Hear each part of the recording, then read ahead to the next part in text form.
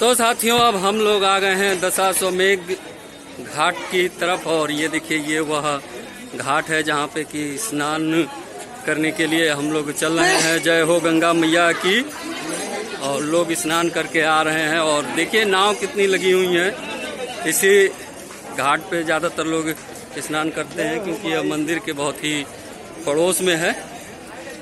और बहुत ही आज मन प्रसन्न हो गया, खुश हो गया, आनंदित हो गया क्योंकि माँ गंगे के दर्शन के साथ साथ जो है भगवान भोलेनाथ, कालों के काल महाकाल भगवान बाबा विश्वनाथ के दर्शन होंगे यहाँ पर। और देखिए छतरी कितनी बड़ी बड़ी सी है। बहुत ही सुंदर सा मनमोहक दृश्य। बाबा जी लोग भी हैं यहाँ पर जो कि पूजा पाठ कराने के लिए तत्पर हैं। देखिए सब ये घाट ही घाट है यहाँ पर। साथियों अब हम लोग बैठ गए हैं नाव में। नाव जो है हम लोग को घाटों का दर्शन कराएगी और सभी घाटों की तरफ चलेंगे इसी नाव के द्वारा। देखिए इंजन स्टार्ट कर रहे हैं हमारे ठीक पीछे। और उस पार जो कि है स्नान किया जाएगा। और चलिए चलते हैं आगे की तरफ। घाटों के दर्शन करते हुए हम लोग आगे बढ़ेंगे। ये देखिए यहाँ से आपको घाट दिखाई दे रहा होगा।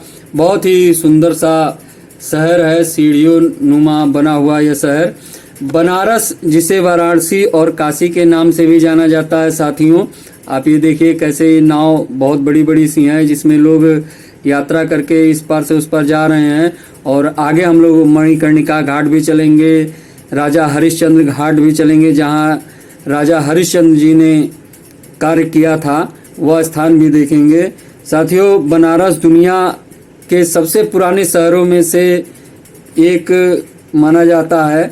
और यह शहर धर्म हिंदू में अत्यंत महत्वपूर्ण है और इसे अभिमुक्त क्षेत्र कहा जाता है, जिसका अर्थ है मुक्त भूमि।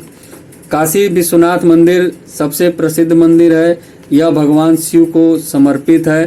साथियों यह घाट देखिए, यहाँ पर ये जो घाट ये देख रहे हैं यह मुंशी घाट है। घाटों का शहर भी कहा जाता है। और बिल्कुल देखिए नदी के किनारे कैसे बसा हुआ है यह।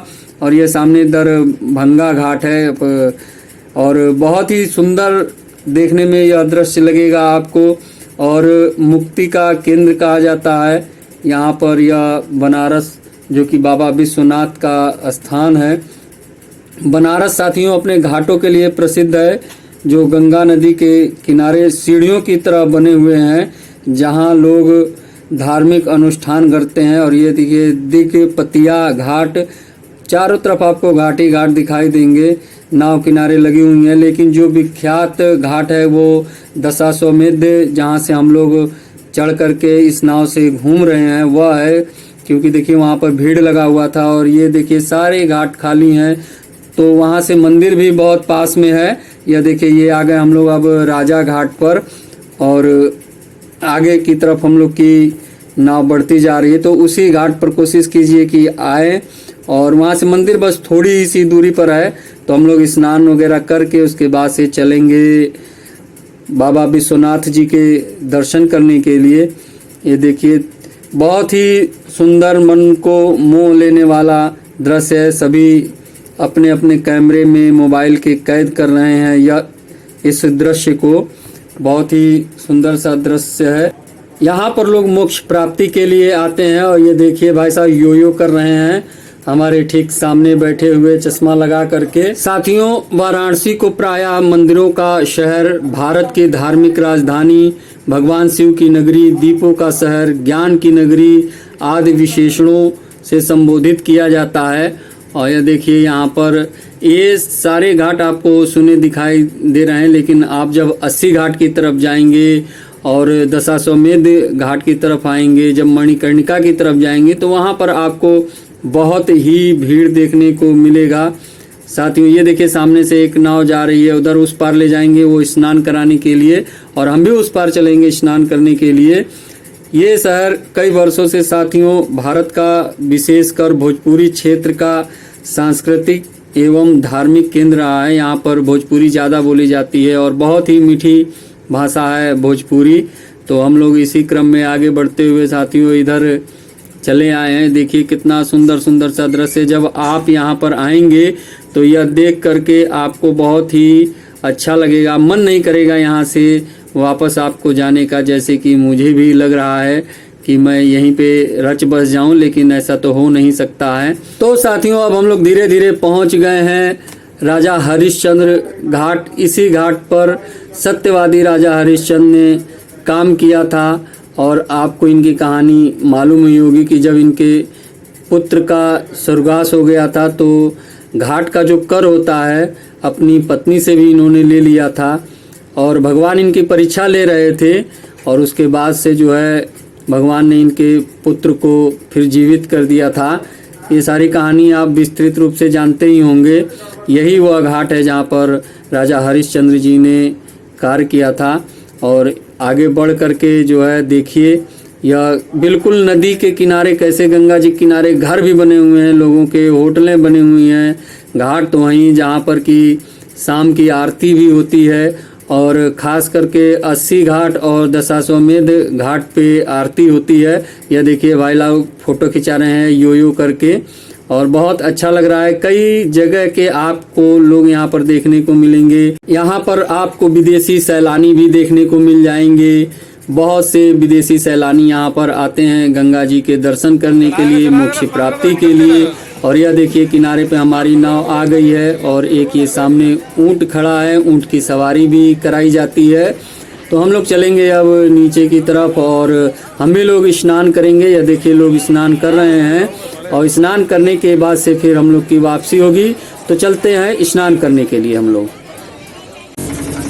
स्नान करने के बाद से हम लोग की सवारी एक बार फिर निकल चुकी है और आगे की तरफ बढ़ते हुए चली जा रही है। माँ गंगा के आशीर्वाद से भगवान शिव जी के दर्शन करने के लिए, बाबा विश्वनाथ के दर्शन करने के लिए। और घाटों पे जो है अभी इस नाव के द्वारा ही हम लोग गए और घूमे और अब आगे की तरफ चल रहे हैं जो कि मणिकर्णिका घाट आ रहा है। यही तो है, वो अभी दृश्य आपको दिखाएंगे। जी हाँ। क्या आपको पता है साथियों, बनारस से गंगा जल घर नहीं लाया जाता है क्योंकि बनारस को मोक्ष की भूमि माना जाता है, जहां अंतिम संस्कार और चिता के बाद राख को गंगा में प्रवाहित किया जाता है। तो साथियों ऐसा माना जाता है कि अगर काशी से गंगा जल लेकर घर जाते हैं तो उसमें मृत व्यक्ति के अवशेष या राख के कण भी हो सकते हैं, जो कि सही नहीं है। इसलिए आप लोग जब भी बनारस आएँ तो यहाँ का गंगा जल ना ले जाएं। और यह सामने देखिए यही है मणिकर्णिका घाट। साथियों बनारस को मोक्ष की भूमि माना जाता है, जहाँ लोग मोक्ष प्राप्त करने के लिए आते हैं। ऐसा माना जाता है कि काशी यानी बनारस भगवान शिव के त्रिशूल पर बसा हुआ है। भगवान शिव ने बनारस को बसाया था। और यह देखिए सामने जो आप देख रहे हैं, ठीक यह एक कॉरिडोर अभी नया नया बना है, जहाँ पे बहुत सी चीज़ें हैं घूमने के लिए। तो आप जब भी यहाँ आएँ तो समय निकाल करके आएँ घूमने के लिए।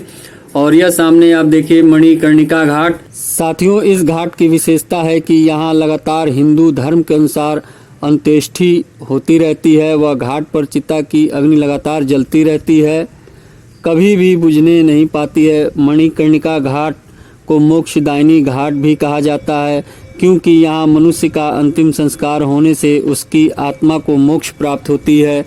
साथियों यह देख रहे होंगे आप, ये वह मंदिर है जो कि टेढ़ा हो गया था बहुत पहले और ये आज भी वैसे का ही वैसे है। आप कभी घूमने आइए तो नाव के बाद पैदल भी घाटों पर ज़रूर घूमिए। और यह देखिए यहाँ पर ये मणिकर्णिका घाट जो कि आप देख रहे हैं इस समय। बाकी तो सब भोलेनाथ के हाथ में है, क्या सत्य क्या असत्य, क्या गगन क्या धरती, सब भोलेनाथ हैं। क्या सत्य है क्या असत्य है, जीवन मृत्यु सब भोलेनाथ हैं। यह देखिए मणिकर्णिका घाट से होते हुए अब हम लोग आगे की तरफ अपनी जो है बढ़ रहे हैं और आगे जा कर के बाबा विश्वनाथ, भोलेनाथ, महादेव जी के दर्शन करेंगे। कहा गया है साथियों, सत्यम शिवम सुंदरम सत्य ही शिव है और शिव ही सुंदर है। तो शिव जैसा कोई नहीं है। भोले हैं, भंडारी हैं, महादेव हैं, कैलाशपति हैं। इनको जिस नाम से पुकारिए वह नाम कम है। बहुत जल्दी प्रसन्न भी होते हैं और बहुत जल्दी रुष्ट भी होते हैं। तो इसलिए इनको प्रसन्न रखिए, ये खुश रहेंगे तो सारा जग खुश रहेगा। अगर ये रुष्ट हो जाएंगे तो सभी कुछ सर्वनाश हो जाएगा। फिलहाल तो ये मेरा अपना मानना है। जय जय भोलेनाथ, हर हर महादेव, जय शिव शंभू, जय कैलाशपति। तो साथियों, अब हम लोग आगे की तरफ बढ़ते हुए आ गए हैं बाबा विश्वनाथ जी के मेन गेट पे। यह है मुख्य द्वार, गेट नंबर 4। और देखिए सामने त्रिशूल है। इधर से लोग आ जा रहे हैं। मुख्य द्वार बंद है। इधर देखिए दुकानें खुली हुई हैं। और ये गेट नंबर 4 बंद होने के कारण हम दूसरी तरफ से चलेंगे घूम के। कई द्वार हैं आने जाने के लिए, आपको जिधर से मौका मिले उधर से चले जाइए। तो हम लोग दूसरी तरफ से आ गए हैं गलियों से होते हुए। यहाँ लॉकर सुविधा भी है। यहाँ पर आप प्रसाद लीजिए और अपना सामान रखिए। और आगे जो है आप मोबाइल, कैमरा, लिपस्टिक, चश्मा, बैग और चप्पल, जूते ये सब नहीं ले जा सकते। तो इसलिए ये सारे सामान हम लोग यहीं पर लॉकर में रखेंगे, प्रसाद लेंगे और उसके बाद चलेंगे दर्शन करने के लिए। देखिए जैसे जैसे आगे बढ़ रहे हैं भीड़ बढ़ती हुई जा रही है। ये देखिए सामने ये लिस्ट भी लगा हुआ है क्या क्या आप अंदर नहीं ले जा सकते हैं। और इधर से लोग आ भी रहे हैं दर्शन करके। तो साथियों, आपको अगर दर्शन करना है तो आपको बाबा विश्वनाथ आना पड़ेगा और एक बार ज़रूर आइए। ज़्यादा खर्चा नहीं है, जीवन भर तो कमाना ही और खाना है। जब यहाँ विदेश से लोग आ सकते हैं तो हम भारतवासी अपने देश में ही रह करके क्यों ना आए। तो एक बार ज़रूर आइए। हर हर महादेव।